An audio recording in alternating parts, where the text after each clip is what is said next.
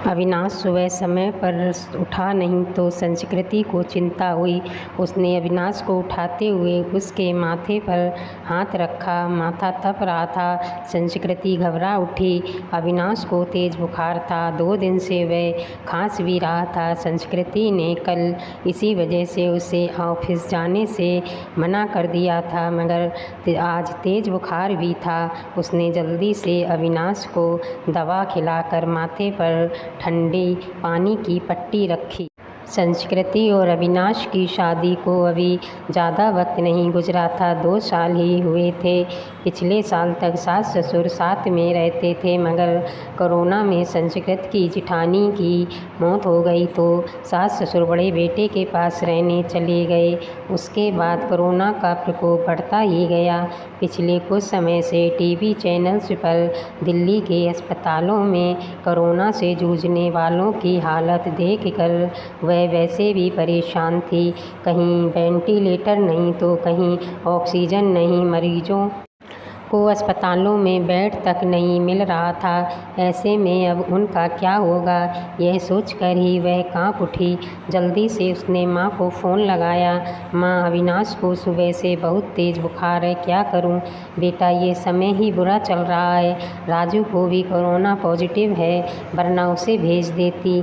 हम खुद ही उसकी देखभाल में लगे हुए हैं। तू ऐसा कर, जल्दी से डॉक्टर को बुला और दवाएं शुरू कर। हाँ माँ, वह तो करना ही होगा।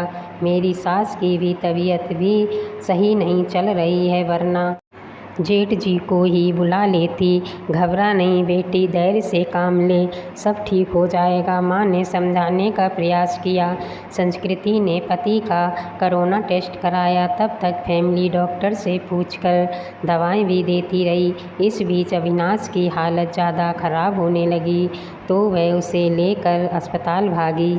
अस्पताल से निराश लौटने के बाद तीसरे दिन मुश्किल से बेड का इंतज़ाम हो सका। सास ससुर और जेठ भी दूसरे शहर में थे, सो मदद के लिए नहीं आ सके। वैसे भी दिल्ली में लॉकडाउन लगा हुआ था। रिश्तेदार चाह कर भी उसकी मदद करने नहीं आ सकते थे। आस पड़ोस वालों ने कोरोना के डर से दरवाजे बंद कर लिए। तब संस्कृति ने अपने दोस्तों को फ़ोन लगाया, पर वे सब ने बहाने बना दिए। अकेली संस्कृति पति की सेवा में लगी हुई थी।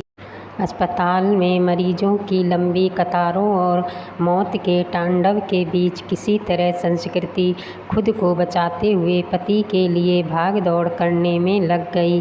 कभी दवा की पर्ची लेकर भागती तो कभी खाना लेकर, कभी डॉक्टर से गिड़गिड़ाती तो कभी थक हार कर बैठ जाती। उसे कोरोना वार्ड में जाने की इजाज़त नहीं थी। बाहर रिसेप्शन में बैठकर ही पति के ठीक होने की कामना करती रहती। उस पर पति की तबीयत अच्छी होने के बजाय बिगड़ती जा रही थी।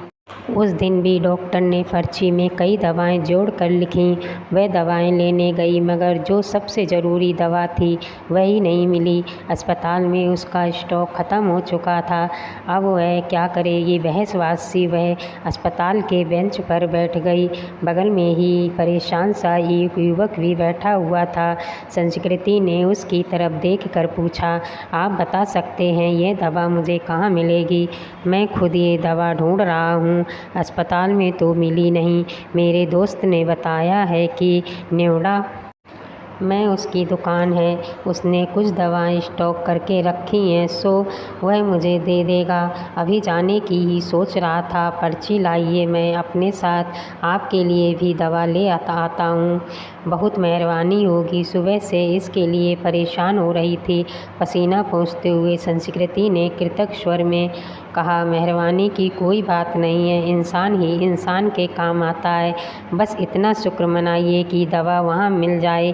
कहकर वह चला गया। करीब 2-3 घंटे बाद लौटा तो उसके चेहरे पर परेशानी की लकीरों के बावजूद खुशी थी। यह लीजिए, बड़ी मुश्किल से मिली, मगर मिल गई, यही बहुत है। बहुत बहुत शुक्रिया। कितने की है? संस्कृति का चेहरा भी खिल उठा था। अरे नहीं, पैसे की ज़रूरत नहीं, आप पहले ये दवा मरीज को खिलाइए। उस दिन के बाद से दोनों में बातचीत होने लगी। वह अपने भाई की देखभाल में लगा था और संस्कृति पति के लिए दौड़ भाग कर रही थी। दोनों का दर्द एक सा ही था। संस्कृति जब भी परेशान होती तो उसके कंधों पर सिर रख कर रो लेती। कोई चीज़ लानी होती तो प्रतीक लेकर आता, संस्कृति को घर छोड़कर आता। धीरे धीरे तकलीफ़ के इन दिनों में दो अजनबी एक बंधन से बंधते जा रहे थे। उनके बीच एक अजीब सा आकर्षण भी था जो दोनों के इस बंधन को और मजबूत बना रहा था। एक दिन अविनाश का ऑक्सीजन लेवल काफ़ी घट गया।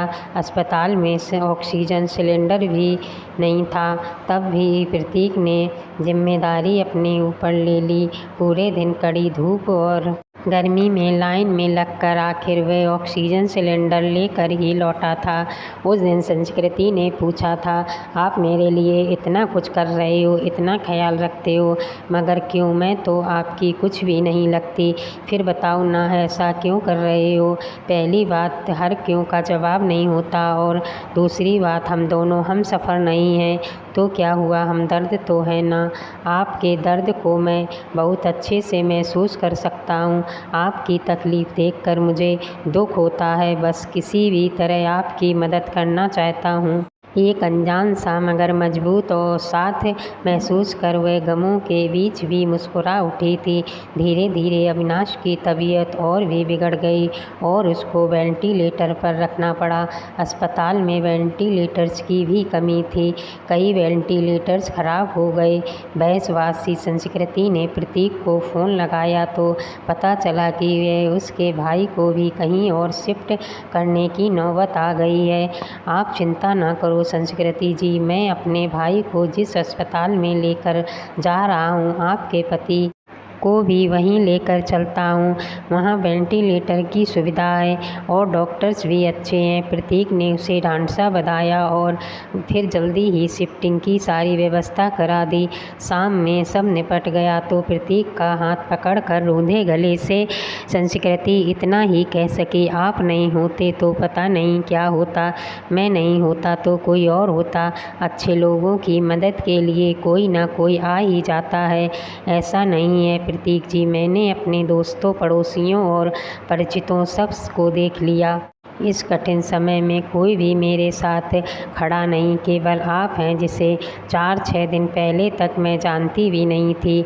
आज लगता है ऐसे आपके बिना रह नहीं सकती। उसकी बात सुनकर प्रतीक ने एक अलग ही नज़र से संस्कृति की तरफ देखा और फिर मुस्कुरा कर चला गया। संस्कृति के दिल में अजीब सी बेचैनी होने लगी। वह सोचने लगी कि प्रतीक का साथ इस परेशानी के समय भी कितना सुकून दे जाता। अस्पताल में मरीजों के रिश्तेदारों की भागदौड़ और परेशानियों के बीच भी चंद लम्हे वह केवल प्रतीक के बारे में सोचती रह गई। इसी तरह 2-3 दिन और गुजरे। अविनाश की हालत काफ़ी गंभीर थी। फिर एक दिन सुबह सुबह संस्कृति को सूचना मिली कि उसके पति की मृत्यु हो गई है। कहानी का शेष भाग आगे पढ़िए भाग 2। कहानी पढ़कर लाइक कर देना, कृपया चैनल सब्सक्राइब कर देना।